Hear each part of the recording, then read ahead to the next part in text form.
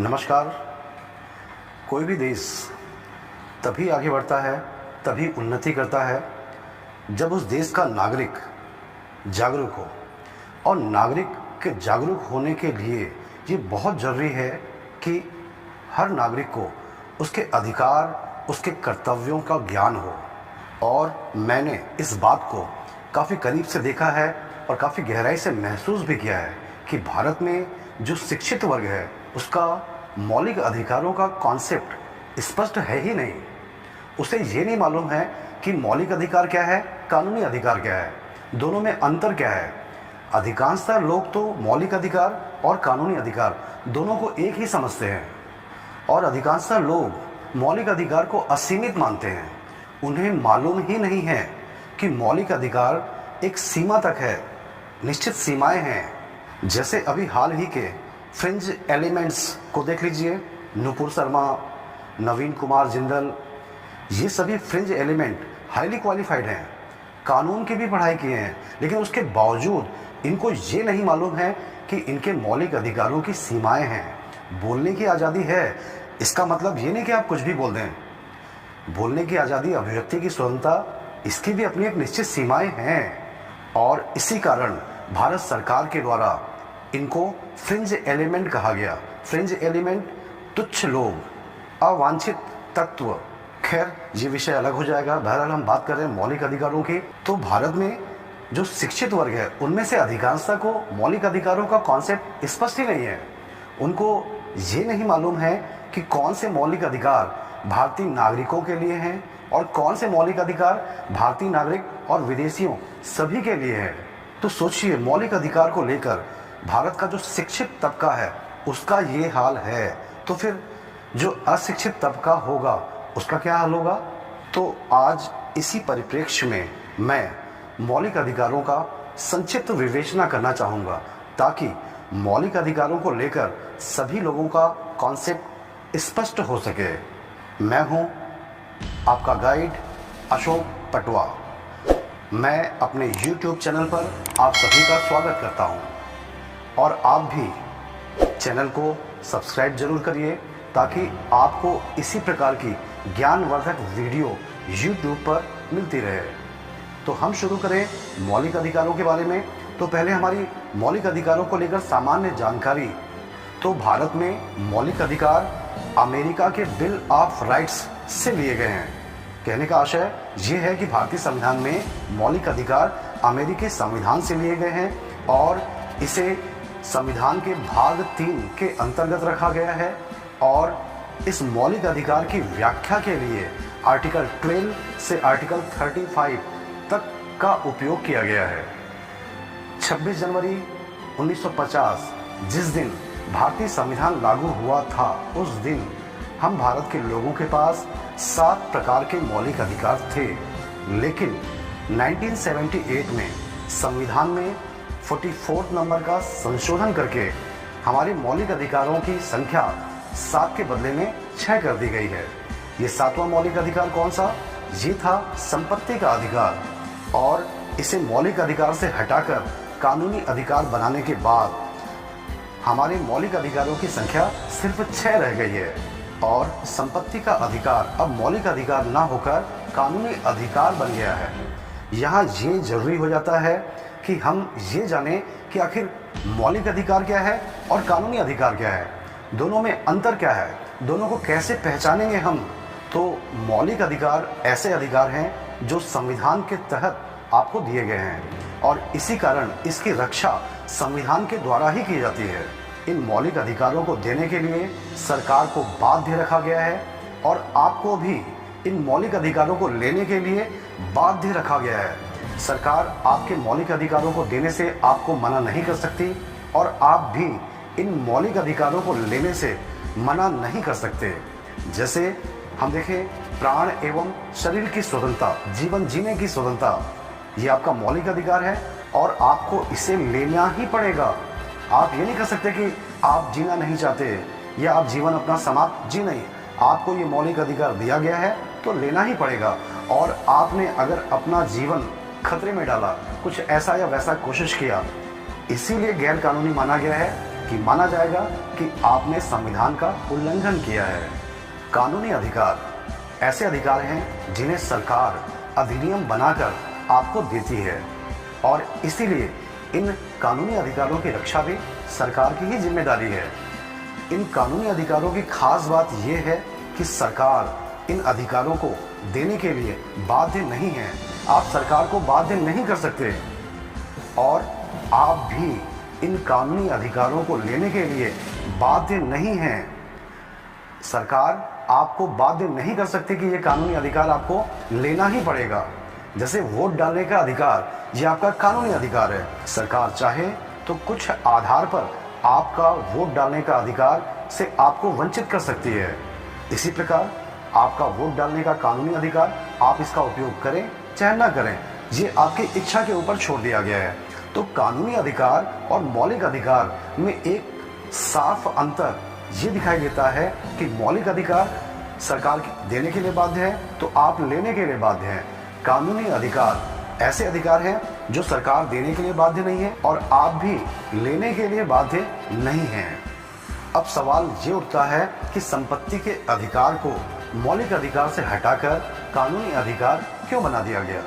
तो हमको मालूम है आज़ादी के बाद भारत का विकास करने के लिए, भारत का आधारभूत संरचना विकसित करने के लिए बहुत सारी सड़क परियोजनाएं, बांध परियोजनाएं, सिंचाई परियोजनाएं, बहुत सारे कारखाने वगैरह लगाने जाने थे। अब इन सब परियोजनाओं के लिए सरकार को भूमि की आवश्यकता पड़ी और भूमि क्या है? संपत्ति। और संपत्ति का अधिकार उस समय कैसा था? मौलिक अधिकार। तो सरकार इसको ले ही नहीं सकती।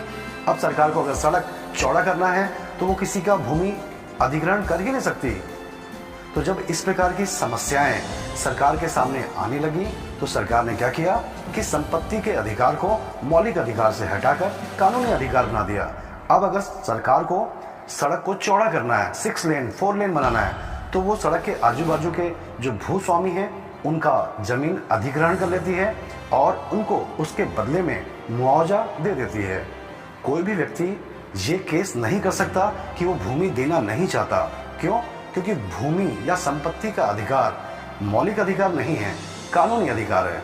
कोई भी व्यक्ति सिर्फ यही केस कर सकता है कि उसको मुआवजा कम मिला या ज़्यादा मिला। भूमि देना नहीं देना, इसको लेकर कोई भी व्यक्ति न्यायालय का शरण नहीं ले सकता, इसीलिए कि वो उसका मौलिक अधिकार ना होकर कानूनी अधिकार है और कानूनी अधिकार दिया भी जा सकता है और वापस लिया भी जा सकता है। संपत्ति का अधिकार जब मौलिक अधिकार था तो आर्टिकल 31 में उल्लेखित था, लेकिन जब इसको मौलिक अधिकार से हटाकर कानूनी अधिकार बनाया गया तो आर्टिकल 31 से इसको विलुप्त करके, डिलीट करके इसको आर्टिकल 300 ब्रैकेट में ए 300 ए में रख दिया गया है। अब हम देखें भारत में कौन कौन से 6 मौलिक अधिकार हैं, जिनमें से पहला मौलिक अधिकार है समानता का अधिकार। और समानता के अधिकार का उल्लेख आर्टिकल 14 टू आर्टिकल 18 14 से 18 तक किया गया है, जिसमें से आर्टिकल 14 ये कहता है कि कानून का संरक्षण सभी को समान रूप से दिया जाएगा। कहने का मतलब ये है कि ये भारतीय नागरिक को भी है और विदेशियों को भी है। कोई भी व्यक्ति चाहे भारतीय हो चाहे विदेशी हो, उसको कानून का समान संरक्षण भारत में उपलब्ध कराया जाएगा। आर्टिकल 15 ये कहता है कि भारत में धर्म, लिंग, मूल वंश, जाति, जन्म स्थान इत्यादि के आधार पर किसी के साथ कोई भेदभाव नहीं किया जाएगा।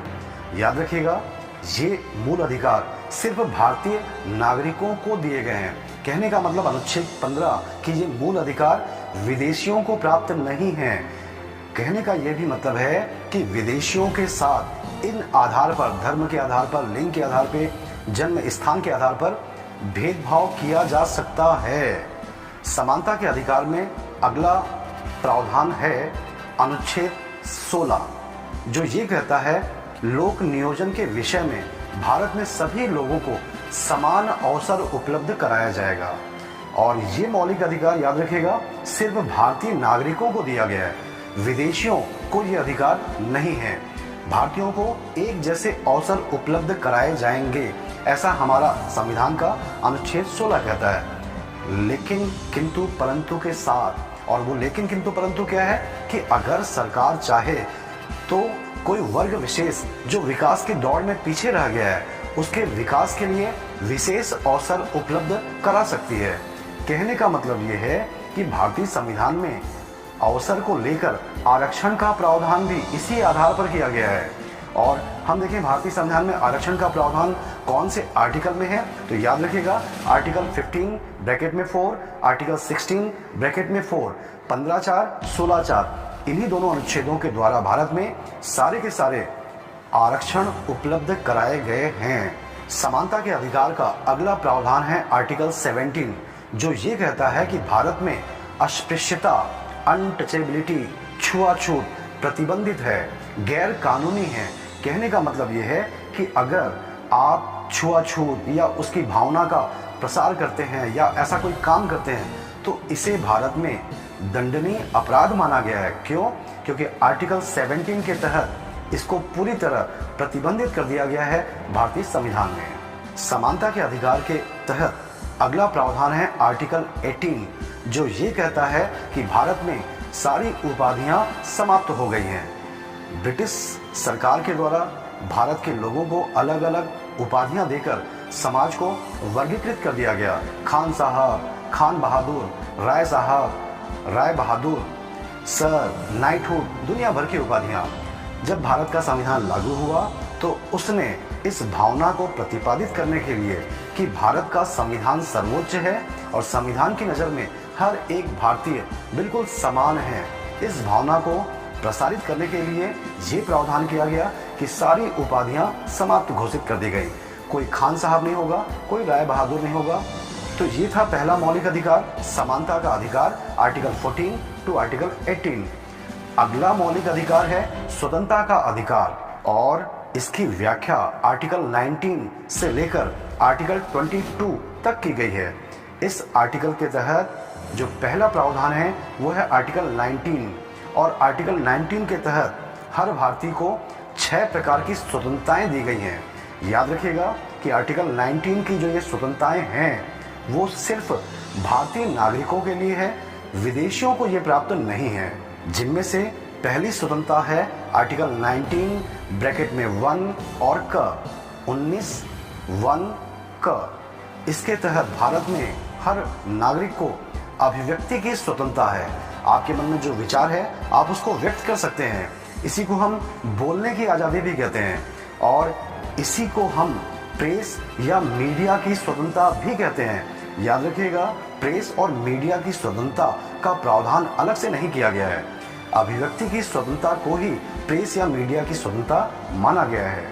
आपको बोलने की पूरी स्वतंत्रता है, किंतु परंतु लगाकर आपको इस बात का ध्यान रखना होगा कि आपके बोलने का प्रभाव देश की एकता और अखंडता के ऊपर ना पड़े, देश के अंतर्राष्ट्रीय संबंधों के ऊपर ना पड़े, कोर्ट की अवमानना ना हो, किसी व्यक्ति या किसी संप्रदाय की भावनाएं आहत ना हो। तो अगर ऐसा नहीं होता है तो आपको बोलने की स्वतंत्रता है, लेकिन अगर ऐसा हो जाता है तो फिर इसके लिए आपके ऊपर केस किया जा सकता है। तो याद रखिएगा आर्टिकल 19(1) का अभिव्यक्ति की स्वतंत्रता। दूसरी स्वतंत्रता है 19(1) ख और इस स्वतंत्रता के तहत भारत के हर नागरिक को अधिकार है कि वो सम्मेलन कर सकता है। सम्मेलन का मतलब अपने समान विचार के लोगों के साथ मेल जोल कर सकता है, एक सम्मेलन का आयोजन भी कर सकता है। देखे होंगे सामाजिक सम्मेलन होते हैं, राजनीतिक सम्मेलन होते हैं, कवि सम्मेलन होते हैं, तो आपको सम्मेलन करने की पूरी स्वतंत्रता है। तीसरा जो आपको स्वतंत्रता दी गई है वो है 19(1) ग, जिसके तहत हर भारतीय नागरिक को अपना यूनियन बनाने की स्वतंत्रता है, संघ बनाने की स्वतंत्रता है। आप अपने समाज का संघ बना सकते हैं, आप मजदूरों का संघ बना सकते हैं, आप समान विचार वाले लोगों को मिलाकर एक राजनीतिक दल बना सकते हैं। ये आपका मौलिक अधिकार है। चौथी स्वतंत्रता है 19(1) घ और इसके तहत भारत के हर नागरिक को आबाद भ्रमण की आज़ादी है। आप भारत में कहीं पर भी घूम सकते हैं, आपको घूमने की पूरी आज़ादी है। आपकी पांचवी स्वतंत्रता दी गई है 19(1) अंग में और इसके तहत आपको निवास की स्वतंत्रता दी गई है। भारत में आप कहीं पर भी निवास कर सकते हैं, आपका ये मौलिक अधिकार है। और छठवीं स्वतंत्रता आपको दी गई है 1916, और इसके तहत भारत में आपको किसी भी प्रकार का व्यवसाय या कारोबार करने की मौलिक अधिकार है। याद रखिएगा, इन मौलिक अधिकारों के साथ सीमाएं भी शामिल हैं। आपको कारोबार करने की इजाज़त है। इसका मतलब ये नहीं कि आप किसी भी प्रकार का कारोबार करें। हर कारोबार करने के लिए, व्यवसाय करने के लिए सरकार के द्वारा लाइसेंस दिया जाता है, नियम बनाए जाते हैं, उनका पालन करके ही आप इस मौलिक अधिकार का उपयोग कर सकते हैं।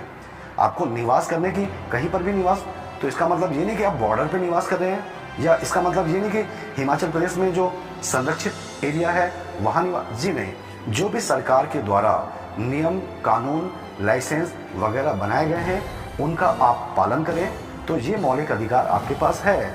और अगर आप उनका पालन नहीं करते हैं तो ये मौलिक अधिकार आपके पास नहीं है। तो कुल मिला के 6 प्रकार की स्वतंत्रताएं आर्टिकल 19 के तहत हर एक भारतीय नागरिक को दी गई है, विदेशियों को नहीं मिली है। स्वतंत्रता के अधिकार का अगला प्रावधान है आर्टिकल 20, और आर्टिकल 20 आपको ये मौलिक अधिकार देता है कि अगर किसी अपराध में आपको आरोपी बनाया जाता है तो आप अपने आप को निर्दोष साबित करने के लिए न्यायालय का शरण ले सकते हैं। न्यायालय का शरण लेने का आपका मौलिक अधिकार है। और याद रखिएगा, ये जो न्यायालय का शरण लेने का अधिकार है ये सिर्फ आपको नहीं, मतलब भारतीय नागरिक को नहीं, बल्कि सभी को दिया गया है। क्या भारतीय नागरिक, क्या विदेशी, हर व्यक्ति को प्राप्त है कि अगर आरोपी बनाया गया तो न्यायालय का शरण ले सकता है। याद रखिएगा, इसी अनुच्छेद 20 के तहत ये प्रावधान किया गया है कि किसी भी व्यक्ति को एक आरोप के तहत एक ही बार दंड दिया जाएगा। 2 बार ना तो दंड दिया जा सकता है और ना ही 2 बार आरोप लगाया जा सकता है। स्वतंत्रता के अधिकार में अगला प्रावधान है अनुच्छेद 21, आर्टिकल 21, जो जीने की स्वतंत्रता देता है, जीवन जीने की आज़ादी। इसी को प्राण एवं शरीर की स्वतंत्रता भी कहा गया है।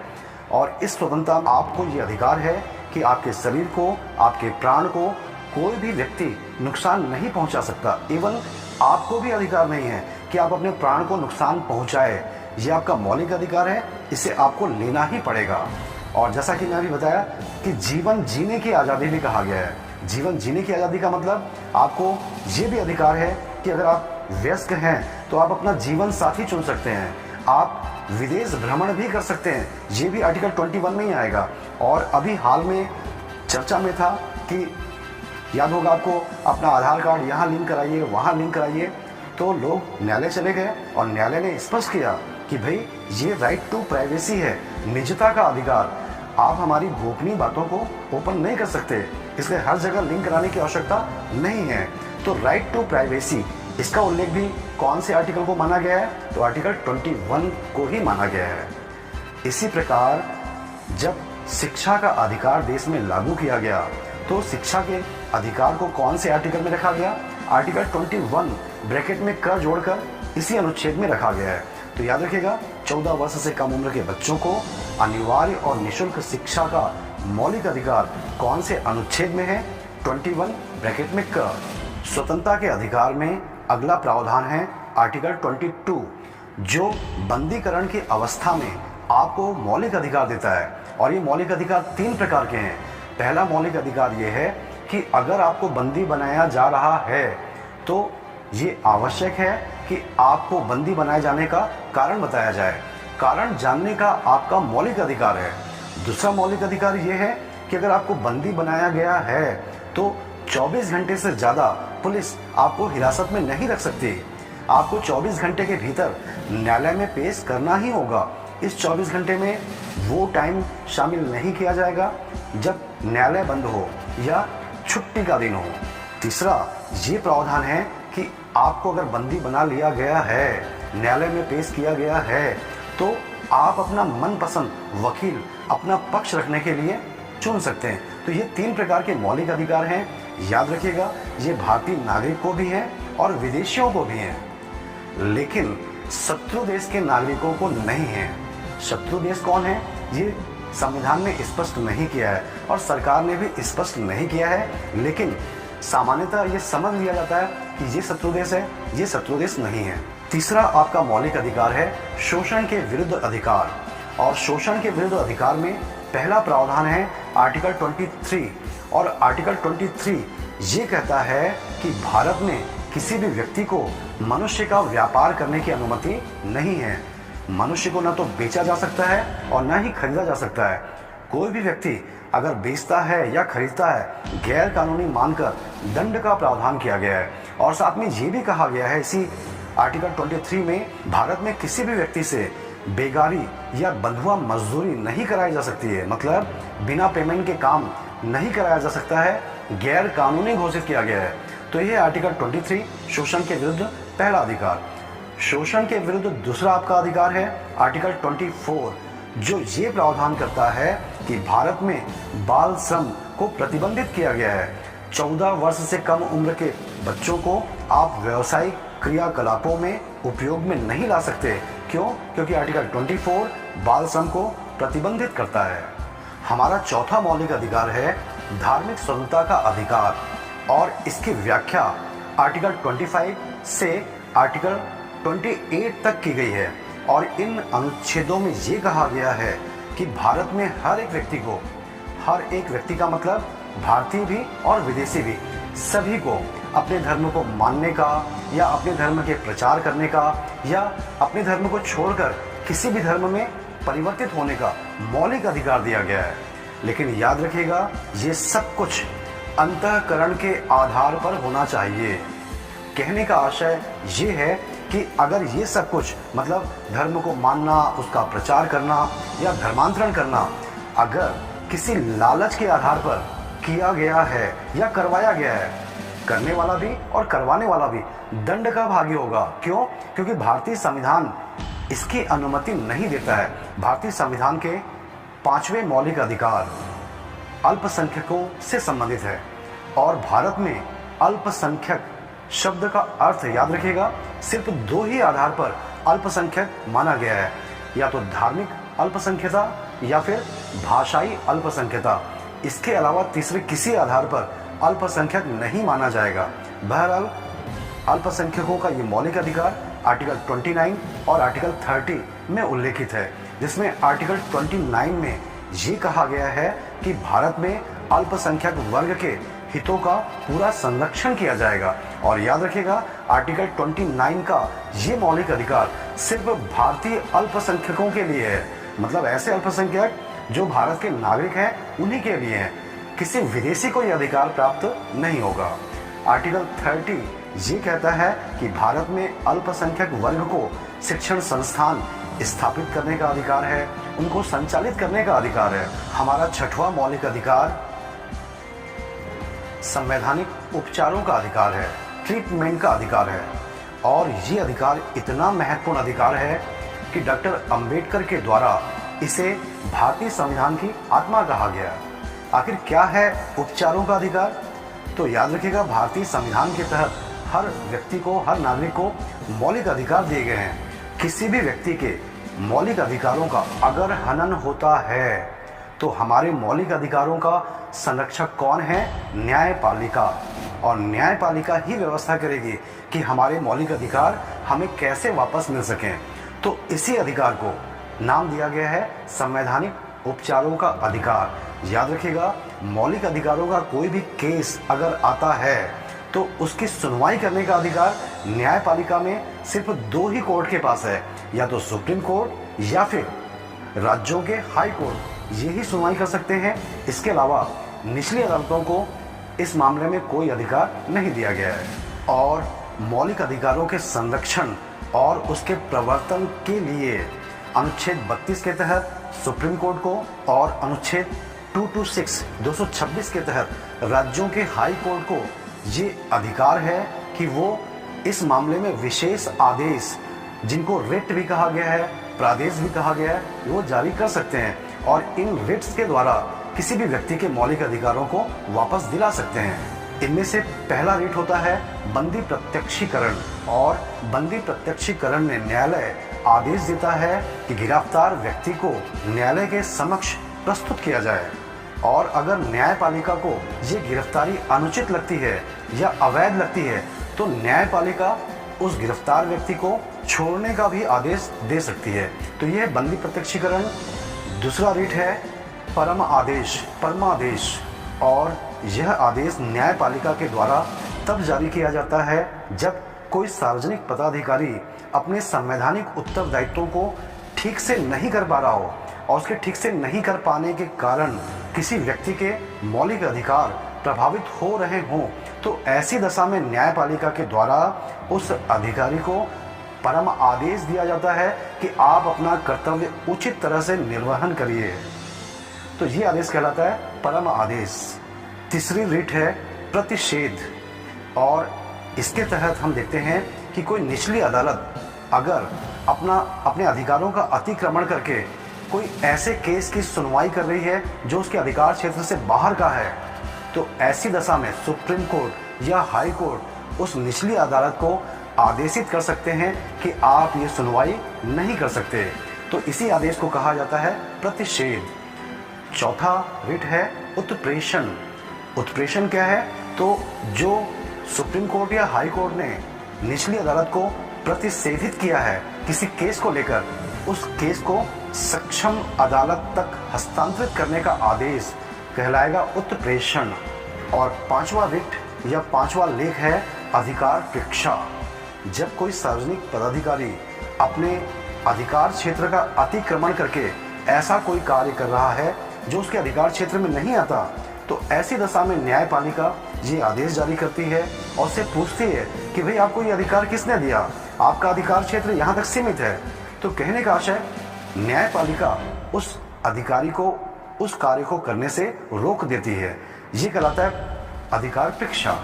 तो ये थे हमारे मौलिक अधिकार, 6 मौलिक अधिकार।